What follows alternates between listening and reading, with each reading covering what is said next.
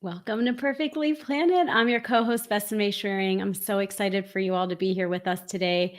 If it's your first time joining us, welcome. We love that you're here. And if you're an avid fan and have been joining us and part of our community, welcome back. We love having you here. Daphne, good morning. How are you?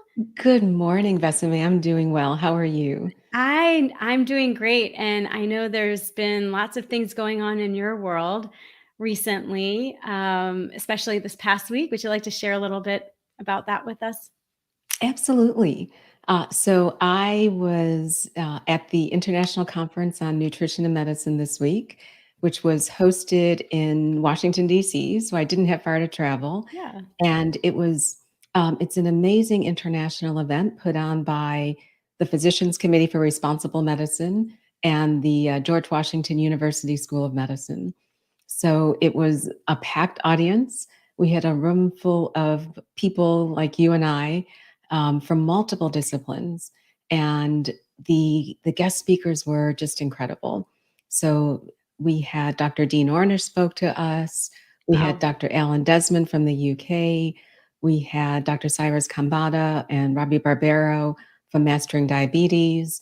Of course, we had Dr. Neil Bernard. But I mean, 3 full days. Dr. Kim Williams spoke yesterday, but it was wow. 3 days of looking at evidence-based practice related to eating a plant-based lifestyle Yeah. and how that can help you prevent disease, reverse disease, or manage disease. And it was incredible. And one last thing, then I'll be quiet. We also were able to So the great thing I love about these conferences are all of the foods are plant-based. So you get to try a lot of new things. And PCRM has released a whole new series of meals called Universal Meals. Wow. And the benefit of Universal Meals is that they have been designed to remove a lot of the most common allergens. Mhm. Um, but we got to try them during the lunch and breakfast, and so it was just also 3 days of good food. Oh, awesome. Those are some big names that you rattled off. I bet your cup is pretty full from that. Uh, my heart is full. Yeah.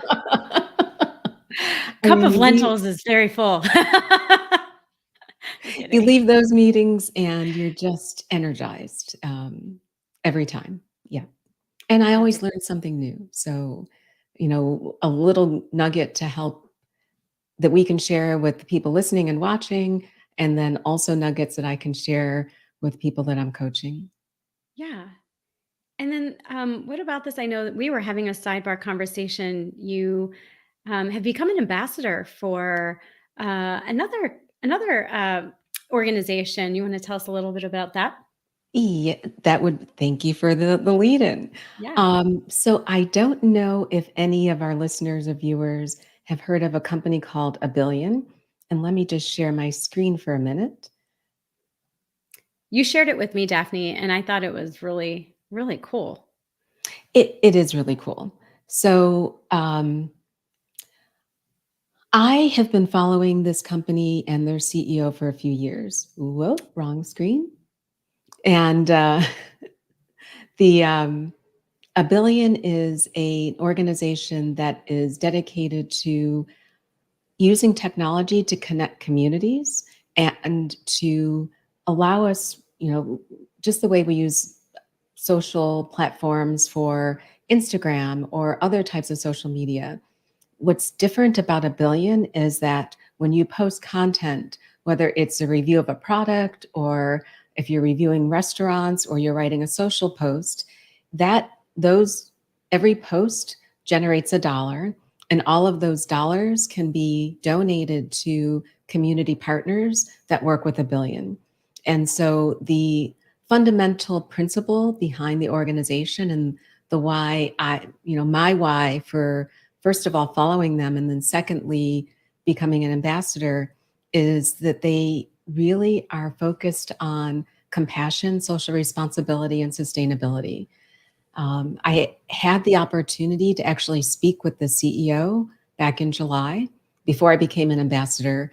And just a wonderful person who, started his career in a completely different industry and now really has focused his time and efforts on building a team that can work on this concept of using technology to create a platform to connect people to socially responsible missions.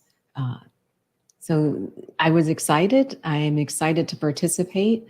I would welcome all of you who may be interested to look at the A Billion app, download it to your phone. If you'd like to consider actually making referrals or making posts, please feel free to use the referral code that's scrolling across the screen. But it's also a great opportunity to introduce products and foods to people who are already plant-based, and then to help provide resources for those who are exploring a plant-based lifestyle. That's amazing. Yeah. And the referral code for those of you who may not be seeing the screen is Daphne B. Daphne with a capital D and B with a capital B. I don't know if that matters, but sometimes the capitalization does. So yeah, check it out. A billion. That's so cool. It is pretty cool. Their goal is to connect 1 billion people. And I hope they do So that soon. I do too. I do too. Yeah. And for the very reasons that we are having this conversation today, thanks for letting me talk a little bit about 1 billion, but why don't we talk about 1 meal a day for the planet? Yeah, so Daphne, you're right. It's been a while since we've talked. We've had a couple guests, which have been amazing to talk to. But going back to episode 23, we started the first part of OMD. That's Suzy Amis Cameron's. Sorry, I think I combined both of her names. Suzy Amis Cameron. OMD is the book. We covered the first part, which really focused on your health. The second part of the book really focused on the impact on the planet that changing just 1 meal a day has. And, it doesn't go unnoticed with the amount of climate change we've had, the flooding in Kentucky, the ridiculous storms that we've had across the country and across the world. And so today our focus really is on that, on what impact, if you just change 1 meal a day, what the impact would be on not only your health, but the planet. And so for those of you who may have missed the first part where we did talk about the benefits of health, I encourage you to go to episode 23. You can go through on our blog or on any podcast platform. I do want to make a note that it's perfectly planted, and when you're searching for our names, it's perfectly as it's spelled. But planted, make sure you put that @ sign at the instead of the A. That's where you'll find us. So I know lots of people have been asking where it is, and just that @ sign is the key. So hopefully you'll remember that. But Daphne, the weather has been nuts, and like I mentioned, it's just been kind of crazy with the floodings and the heat waves and just various change, maybe no rain in some countries as well. And it's really no surprise that this has impacted us globally as well.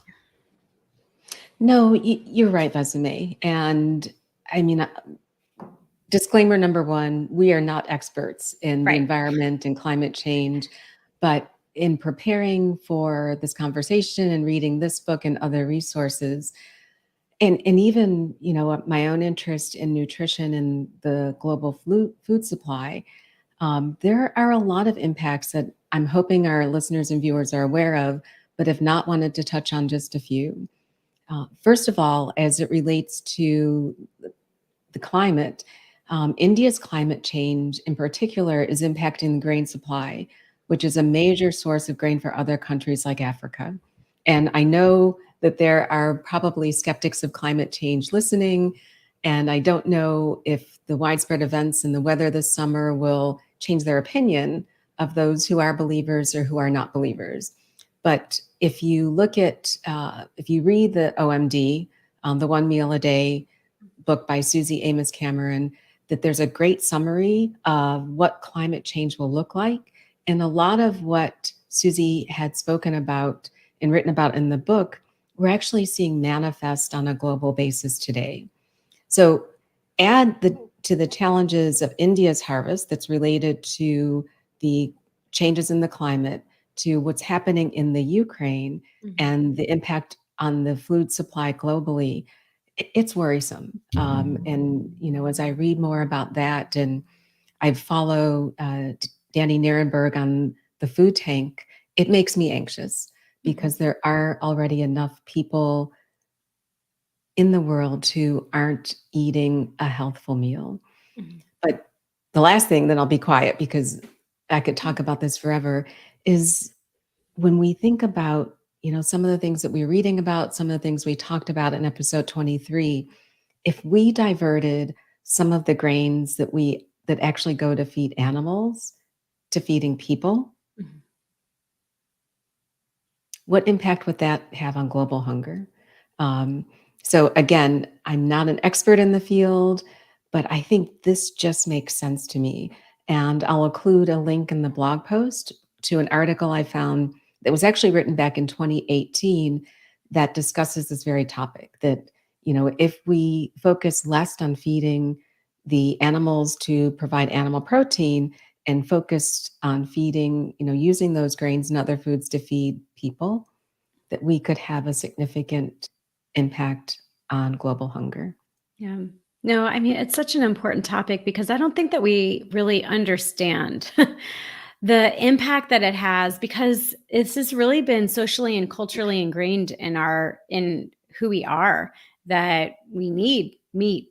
And taking a step further, other countries, and again, I'm not quoting anybody, but their perception is really that Americans are the ultimate consumer of all things. All things. If you think about it, I mean, everything is always trying to get us to consume and purchase and buy.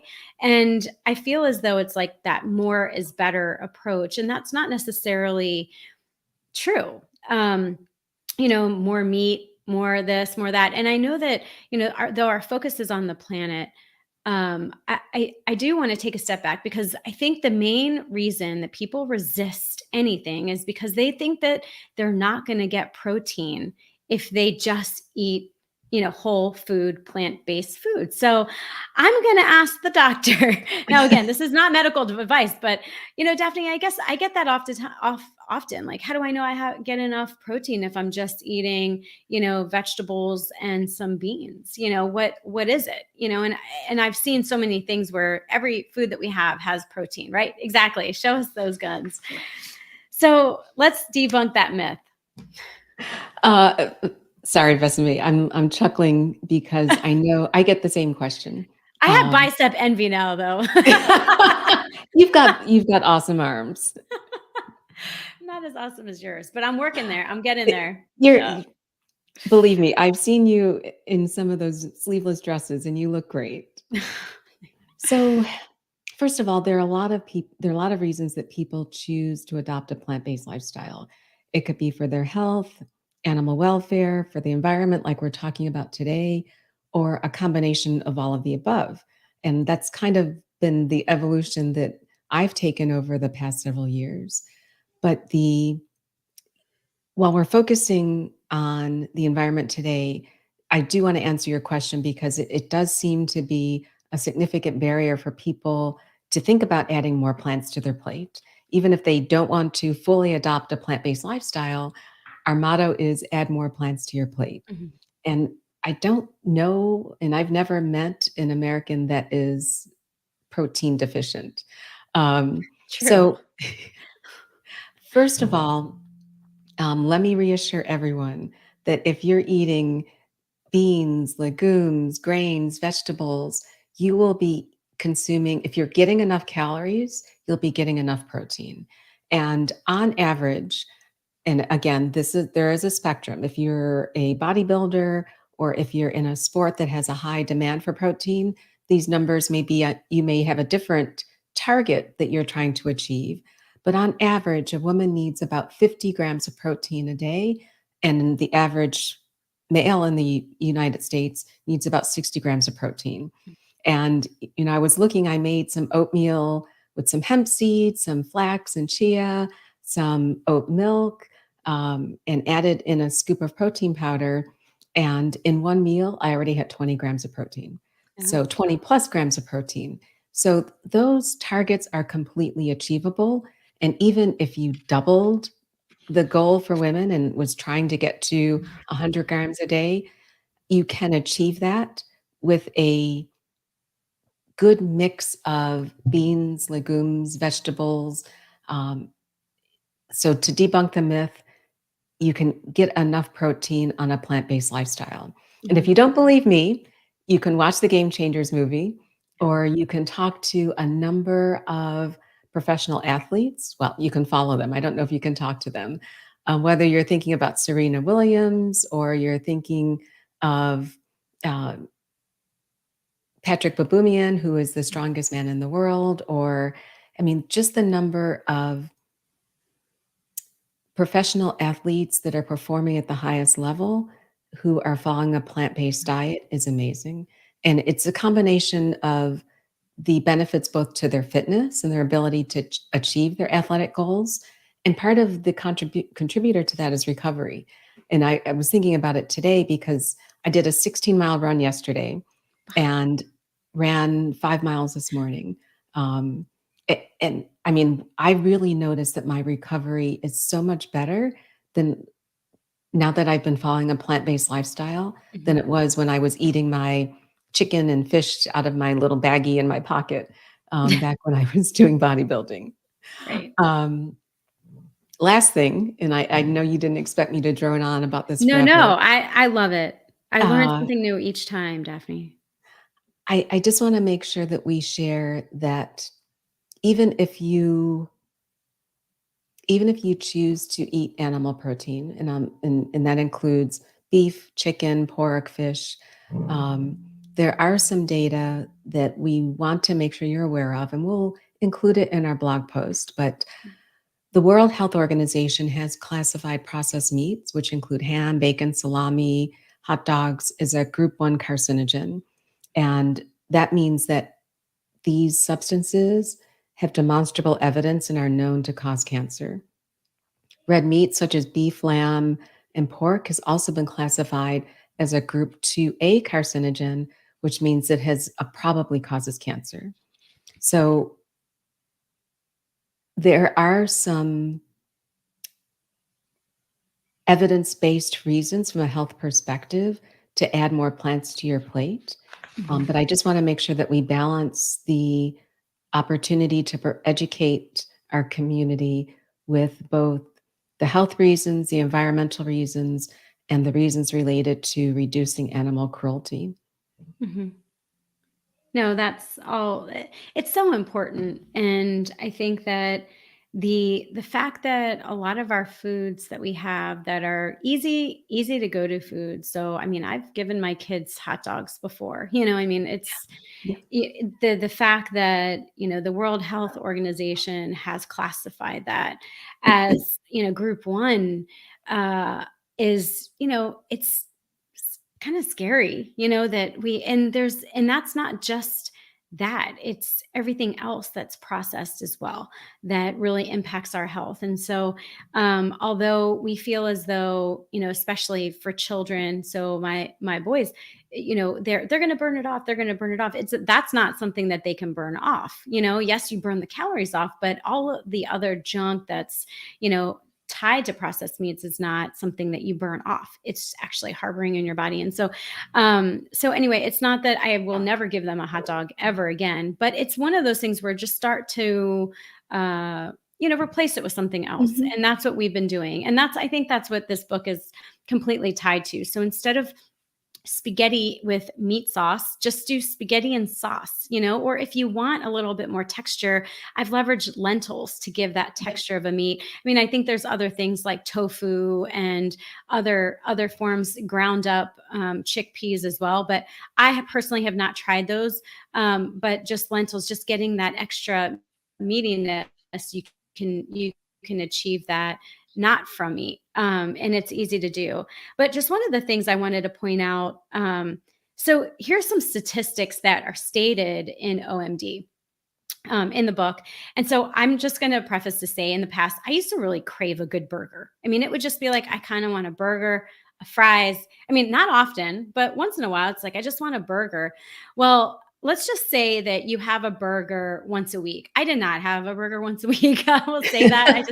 That's a lot to me, but some people do. Okay. So we're not here to judge or anything. So let's just say you have a burger a week, you and a friend, right?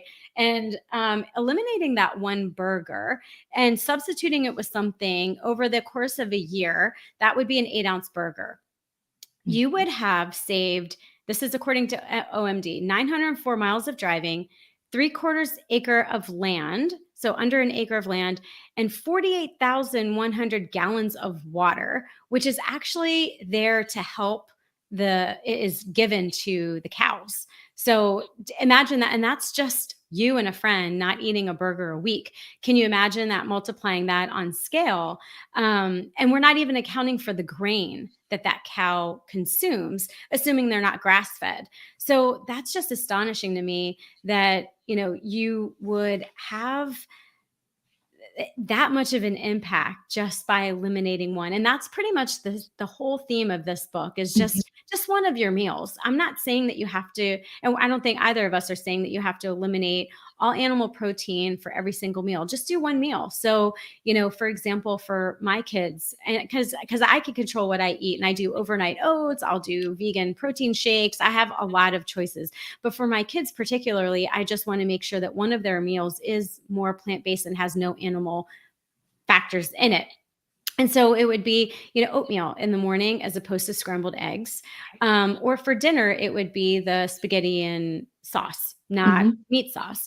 And they're perfectly fine with it. It's amazing how they don't really miss it. And I think it's just more of us thinking, oh no, you need meat, going back to that whole culture issue. So, Bessame, some of the statistics in this book really, I mean, I'll be honest, I was ignorant. I didn't realize the impact at all. And it's funny because I don't miss beef burgers. I actually made sweet potato and black bean burgers yesterday, and, put pickles, put some ketchup, mustard on them, add a tomato. And in reality, I don't notice the difference. And I know some people will say that's baloney, but I am finding that a really hearty plant-based burger is just as satisfying, because a lot of the flavor with the burger are the condiments and the spices, and Right. not necessarily the meat Actual itself. meat. No, I agree. But some other statistics, and I want to read these to make sure I don't get it wrong, is, according to OMD, eating one plant-based meal a day, and just to reiterate what you said, can save almost 200,000 gallons of water, almost 780 pounds of carbon emissions, in eating 2 plant-based meals a day.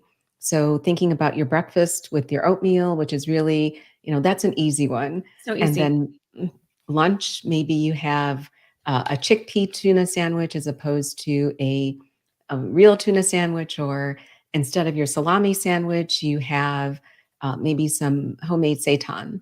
But that will save almost 389,000 gallons of water and 1,500 pounds of carbon emissions.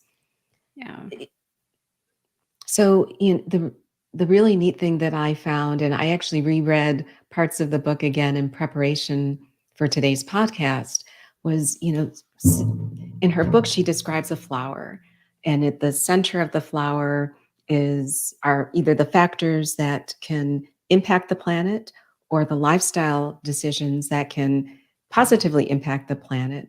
But in OMD, there's a description of the OMD flower, where the petals are the areas of impact, whether it's to slow climate change, to replant forests, to protect biodiversity, to clean the oceans, or to have fresh and safe water. So if you have a copy of the book, you can look at page 68 where some of this is described, but it really is a very graphical illustration of just some very easy levers we can pull to have a positive impact on our environment. Yeah. And again, I think that it's doable. Just one meal a day. Maybe start with one meal a day and then grow into two meals a day. And that just has a more compounded, right? It's like that whole the theory of compounding numbers across time and across multiples. It's just it'll have a profound impact. And I think overall we would see the less of carbon emissions, less of the whole grain production and everything else that's tied to it, less water, will just have an ultimately better. I'm sure we will see a climate change. If not, it definitely won't get any worse. It may just stay the same. But again, we're no experts on it. I just know that the impact on it is will absolutely change. And I know we talked a lot about this because in our culture, we are just we have it in us that we need meat, and so we're just trying to change the focus a little bit, add more veggies to your plate. I mean, I got to a point where in dinner I thought, okay, I have a whole plate of delicious vegetables, some quinoa, and then I have like one chicken tender. It's like, why do I even need that chicken tender? So it's just slowly eliminating it, and that's essentially how I became more whole food plant based as well. So I did want to mention one more thing, and that is really when you are. We will have an upcoming blog post, but when you are going shopping, we encourage you to actually, and this is mentioned in the book as well, shop at your local farmers market. Mhm. Support them. It's better to give them the dollar than the big grocery store chains, because then they can reinvest that and grow even more, and that just gives us more options, and availability as well. And so I know that where I am, they do farm fresh boxes that can be delivered directly to your door. That's an option. Or once a week, visit your farmer's market. Or if you don't do that, some of the grocery chains near me have a corner that's all locally grown produce. And so a lot of that goes towards them as well. The proceeds go towards them. And so that's something that I've been gearing towards and changing the shift as opposed to just shopping at the big grocery stores. As convenient as they are, it's always nice to support our local farmers. So, with that, Daphne, as we wrap today, I just want to ask you, what seedling of positivity do you have to share with our viewers and listeners today? Oh, first of all, thank you. I mean, I am blessed to be here. And I probably just want to close with two comments and follow up to today's conversation.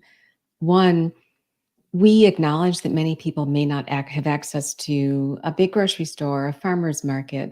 So if you're shopping at the dollar store or you're shopping at your local, Save a Lot, I would still encourage you to add more plants, whether it's from frozen fruits and vegetables or even canned fruits and vegetables. Our goal is adding more plants to our plate. That's right. And I think that Besame also touched on another important thing, which is we vote with our pocketbook. So if we are sending the message that we want more plant-based products or we want more fresh fruits and veggies, hopefully that will become manifest as the market forces start to see that demand. And one thing we found is that the retail market for plant-based foods is currently $7 billion, which is up from 5.5 billion in 2019. So the cause is multifactorial. I know that there are also a lot of I want to say less healthy plant-based options that are coming onto the market. And we'll touch on these in a future conversation too.